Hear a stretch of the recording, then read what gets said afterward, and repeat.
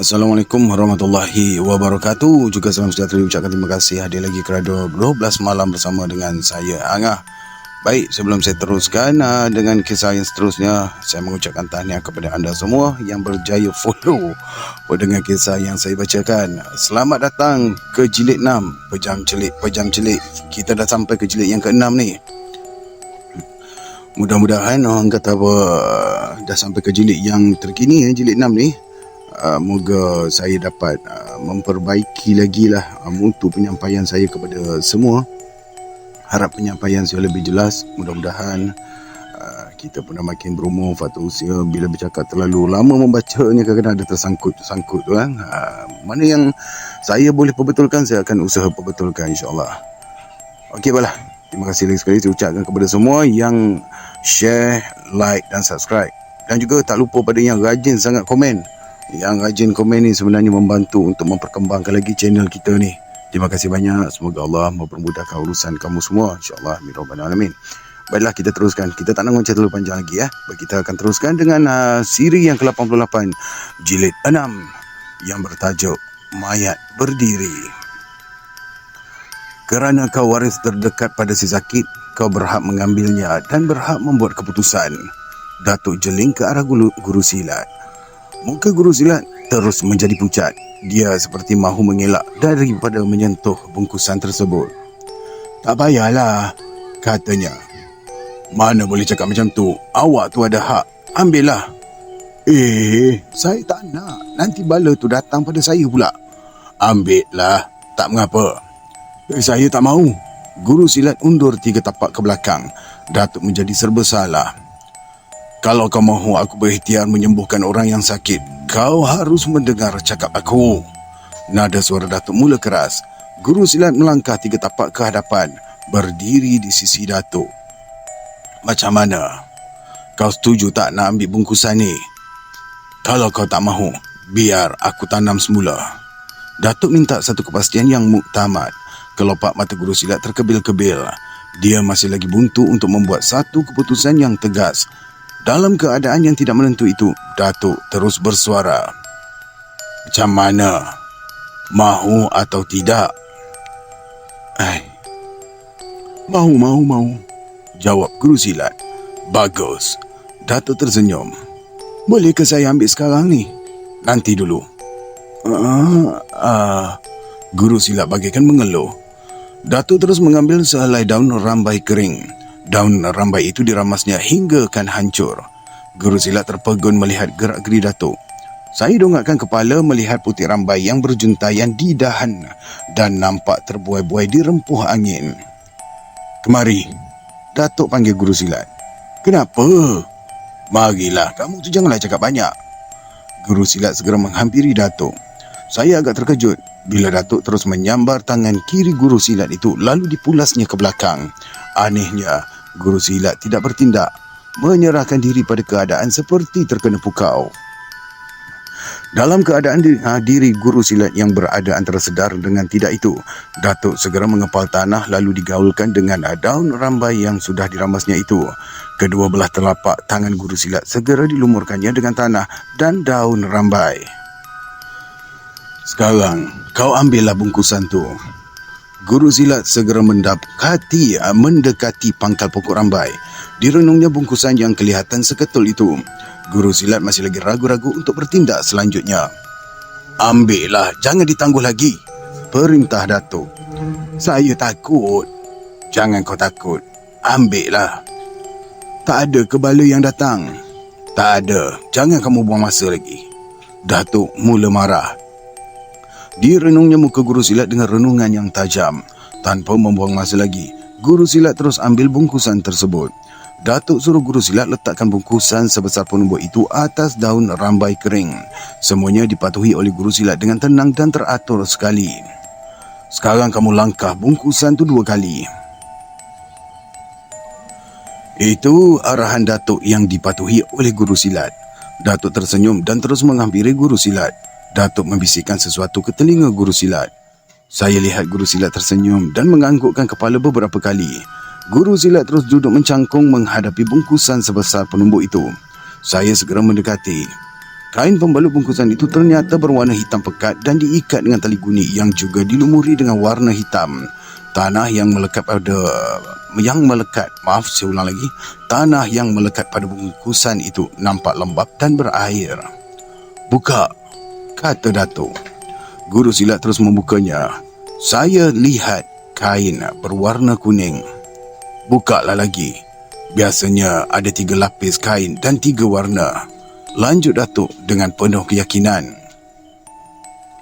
Guru silat terus membukanya. Kain kuning terbentang atas daun kering. Saya renung kain putih yang membalut bungkusan itu. Saya kira kain putih itu adalah kain lapisan yang terakhir. Guru silat membuka kain putih. Saya terlihat pula kain berwarna biru dan bau hapak mula menusuk lubang hidung dan saya renung ke muka Datuk. Dia kelihatan tersengih dan menyuruh guru silat membuka kain berwarna biru. Bila kain warna biru itu dibuka dari ikatannya, darah gemuruh mula menguasai urat saraf saya. 2-3 kali saya pejam celikkan kelopak mata. Saya terlihat bulu burung tersusun. Kepala burung dibalut dengan kain merah. Badan burung yang sudah dicabut bulunya kelihatan kering. Di bahagian paha burung yang sudah dicabut bulunya kelihatan juga kering. Di bahagian paha burung yang sudah kering itu terdapat pula beberapa bilah jarum di samping kulit limau nipis yang sudah kering. "Ke tepi," kata Datuk. Guru silat dan saya ke tepi memberikan ruang untuk Datuk bertinggung sambil melihat badan burung. Datuk ambil sebatang ranting. Badan burung ditolaknya hinggakan badan burung tersebut terlentang dengan kedua belah kakinya menghala ke dada langit. Saya terlihat pada bahagian burung itu terdapatnya kesan jahitan. "Perut burung ni dibelah, kemudiannya dijahit semula," kata Datuk sambil menekan perut burung itu. Bau hapak kian terasa. Setiap kali Datuk menekan hujung ranting, kelihatan air keluar dari celah jahitan. Datuk menyuruh saya mencari pucuk keladi rimba. Saya tak dapat memenuhi permintaan Datuk itu. Manalah mungkin mencari daun keladi rimba di tengah kampung. Tak apa. Kamu pergi ambil mengkuang dekat bawah rumah tu," ujar Datuk sambil menunjuk ke arah sesikat mengkuang di bawah rumah si sakit. Saya segera ke situ. Datang kembali pada Datuk dengan sehelai mengkuang yang berduri. Datuk ambil daun mengkuang tanpa minta pertolongan dari saya dan guru silat. Datuk terus ambil bangkai burung itu terus diletakkan atas daun mengkuang. Bila daun mengkuang itu dilipatkan untuk dijadikan pembalut pada badan burung tersebut, saya lihat daun mengkuang menikam kulit burung. Ketika itu jugalah kami terdengar jeritan si sakit dari arah rumahnya. Suaranya lantang bagaikan menahan kesakitan yang amat sangat. Datuk tidak menghiraukan jeritan itu. Datuk terus membalut badan burung dengan daun mengkuang, dilipat menjadi 3 segi macam kuih koci. Setelah itu Datuk tindih dengan besi yang dibawanya. Suara jeritan si sakit terus sambung menyambung. Datuk terus menutup bungkusan itu dengan daun-daun kering. Kemudiannya Datuk bakar. Suara jeritan si sakit terus berkurangan. Tidak sampai 10 minit, bulu dan badan burung itu terus menjadi abu. Apa yang mengherankan saya, kain yang menjadi pembalut badan burung itu tidak dibakar oleh Datuk. Dilipat 3 segi dan dibalut dengan daun rambai muda. Datuk isi ke dalam saku seluarnya. Lubang yang dikorek oleh Datuk segera ditimbus kembali tanpa meninggalkan sebarang kesan. Memang sukar untuk dijejaki oleh orang yang lain. Datuk terus mengajak kami pulang. Tindakan Datuk itu menimbulkan keraguan dalam diri guru silat. Pada sangkaan guru silat, tentulah Datuk akan pergi ke rumah si sakit, bertanya khabar kenapa si sakit menjerit. "Tak pergi ke rumah si sakit ke?" Guru silat memberanikan diri untuk bertanya. "Tak payah." "Kenapa?" "Usah banyak tanya, mari kita balik." Kata-kata terakhir itu mematikan semangat guru silat untuk bertanya selanjutnya. Waktu kami melintasi halaman rumah, isteri si sakit sudah pun berdiri di muka pintu sambil melaung-laung nama guru silat dan Datuk berkali-kali. "Singgahlah dulu, tengok perangai suami saya yang lain macam ni." Suara isteri si sakit lantang. "Minta maaf, kami dah lambat ni," sahut guru silat. "Singgahlah sekejap aja, tengok muka suami saya yang hitam sebelah ni dan suka menjilat-jilat lantai." "Sabar, lepas senja, hitam di mukanya akan hilang dan dia akan berhenti menjilat lantai," balas Datuk tanpa memperlihatkan langkahnya. Jawapan dari Datuk itu amat menghampakan hati isteri si sakit. Dia tak berdaya untuk melanjutkan kata-kata. Hanya kelihatan kecil sahaja yang terungkap dari kedua belah kelopak bibirnya. Saya hanya tunduk merenung rerumput di tepi jalanan dalam warna hari yang beransur samar-samar itu. Di hujung langit sudah kelihatan warna yang kemerah-merahan. Berburung kelihatan terbang sekawan demi sekawan pulang ke sarang. Bunyi gemersik angin yang menyentuh dedaun di hujung ranting jelas kedengaran. Sesekali terdengar pekik gagak yang pulang senja kala. Saya terus melangkah tanpa mahu merenung ke kiri dan ke kanan. Saya tahu pemandangan sekitar saya memang tidak menarik, penuh dengan pepohon yang tidak dapat memberikan sebarang keindahan. Saya dapat mengesan yang perangai Datuk berkeadaan lain macam. Kelihatan seperti keresahan yang tidak menentu, macam ada sesuatu yang mengganggu fikirannya. Wajahnya membayangkan rasa tidak amannya yang memanjang. Bila Datuk berada dalam keadaan yang demikian, saya rasa jalan paling selamat yang wajar saya pilih ialah membisu 1000 bahasa dan patuhi apa yang telah diperintahkannya. Kami terus melangkah dalam cuaca yang beransur gelap. Agas dan nyamuk terasa menyerang pipi dan batang hidung. Langkah kaki sering saja terhenti akibat tersepakkan akar dan tunggul kayu di tepi jalan. Kicau burung tidak kedengaran lagi. Sial. Tak ada tempat lain ke kamu nak cari makan? Saya merungut lalu menampar pipi sebelah kiri. Aduh, kepala sakitnya. Nyamuk tak mati, pipi sendiri yang terasa pedih. Hati saya terus membara dan marah tak menentu arah.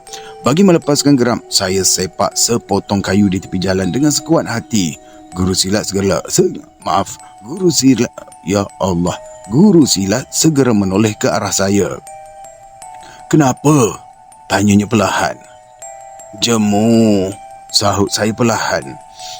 Kejap lagi kita nak sampai. Guru silat cuba menenangkan perasaan saya. Ketika itu juga Datuk berhenti melangkah. Sepasang matanya merenung tajam ke arah saya, memancarkan rasa yang marah. Ada apa, Tama? Tak ada apa-apa, Tok.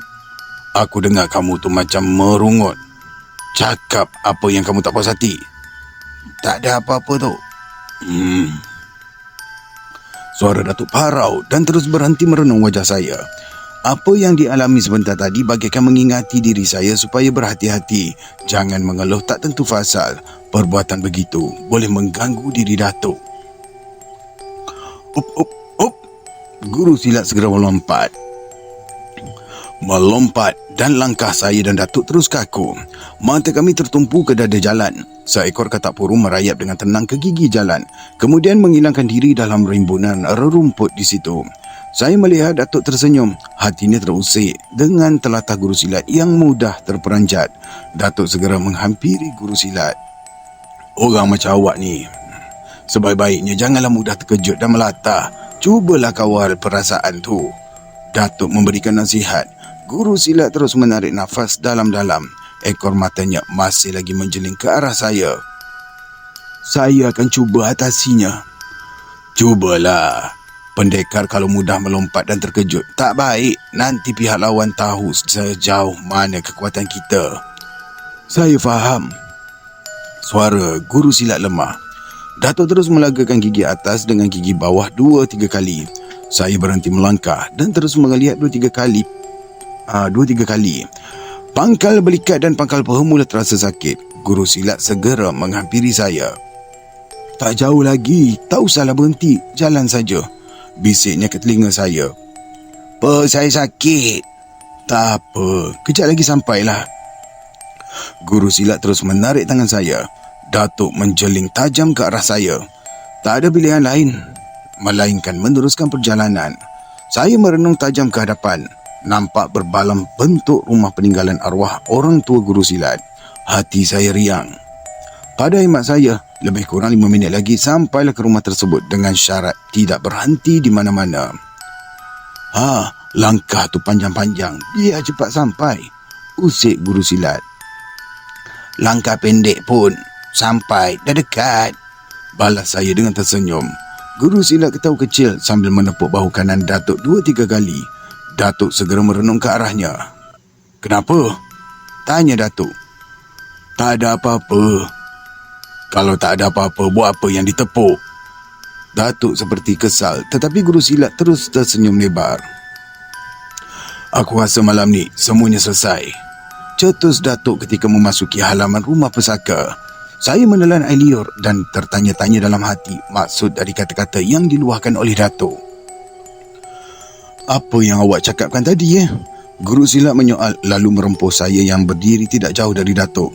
Saya terdorong ke sebelah kiri. Marah juga rasa hati melihatkan sikap guru silat yang main langgar saja tanpa memikirkan tentang orang lain. Maaf kalau aku tamar, aku tak sengaja terlanggar kamu. Tak apa, balas saya dengan sedikit rasa kesal dalam hati. Guru silat terus mendekati Datuk yang sudah hampir dengan kaki tangga. Muka Datuk direnungnya. Apa yang awak katakan tadi? Saya tak dapat dengar dengan jelas. Nada suara guru silat merendah. Datuk menarik nafas panjang. Matanya masih lagi tertumpu ke wajah guru silat. Malam ni semuanya selesai. Datuk tersenyum. Maksud awak? Dengan izin Allah yang kuasa, orang yang sakit tu beransur sihat dan orang yang berbuat jahat akan menerima padahnya. Cukup tenang Datuk melafazkan kata-kata itu. Awak bergurau ke? Guru silat minta kepastian.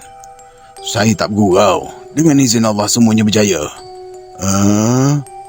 Mulut guru silat terlopong. Dengan izin Allah, ulang Datuk.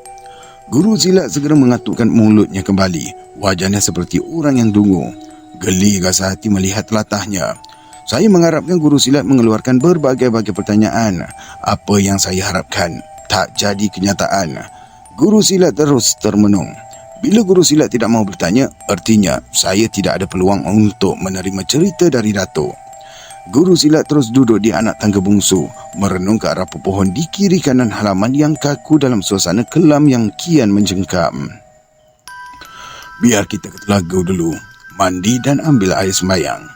Datuk terus melangkah. Lagi sekali guru silat tergamam dan terkejut dengan apa yang Datuk lakukan. Kenapa Datuk tidak mahu menggunakan air paip seperti selalu? Kenapa mesti menggunakan air perigi? Timbul pertanyaan dalam diri saya. Cepat-cepat saya renung muka guru silat. Kenapa Datuk kamu tu tamar? Lain macam je hari ni. Entahlah, saya pun tak tahu sebabnya. Pelik juga. Air paip ada. Kenapa pula air telaga yang dicarinya? Biarkanlah Datuk saya tu dengan cara dia. Pelik. Banyak perkara pelik yang dibuatnya. Keluh guru silat sambil merenung wajah saya sejenak. Kami berbalas senyuman. Biar saya pergi ke bilik air dulu ya, kata saya pada guru silat yang masih termenung panjang. Agaknya dia masih lagi memikirkan tentang tindak tanduk Datuk yang dianggapnya agak luar biasa. Pergilah Tamar. Baiklah. Saya pun terus menuju ke bilik air yang terletak di bahagian belakang rumah. Saya pulas kepala paip dan terus basuh muka. Dari basuh muka, ada baiknya mandi terus, fikir saya, dan terus membuka baju dan seluar. Beberapa saat kemudian, seluruh badan saya dibasahi dengan air paip. Badan terasa segar dan bertenaga. Sebaik saja saya keluar dari bilik air, guru silat pula masuk. Datuk masih lagi berada di perigi. Saya terus duduk di anak tangga bungsu, merenung hari yang kian gelap. Tidak lama lagi saya kira suara azan akan berkumandang menguasai seluruh kampung. Saya terus mengelamun dan menyusun rancangan dalam kepala. Saya bercadang petang esok saya mahu minta izin dari Datuk untuk ikut kawan-kawan ke Kuala Juruk melihat perahu nelayan. Lamunan saya terganggu oleh suara guru silat di kamar mandi. Saya tak tahu kenapa nada suara guru silat meninggi. Mungkin ada sesuatu yang kurang menyenangkan hatinya. Fikir saya sendirian sambil memanjangkan leher meninjau ke arah bilik air. Tiba-tiba, secara mendadak guru silat keluar dari bilik air, berlari ke arah saya dengan wajah yang cemas.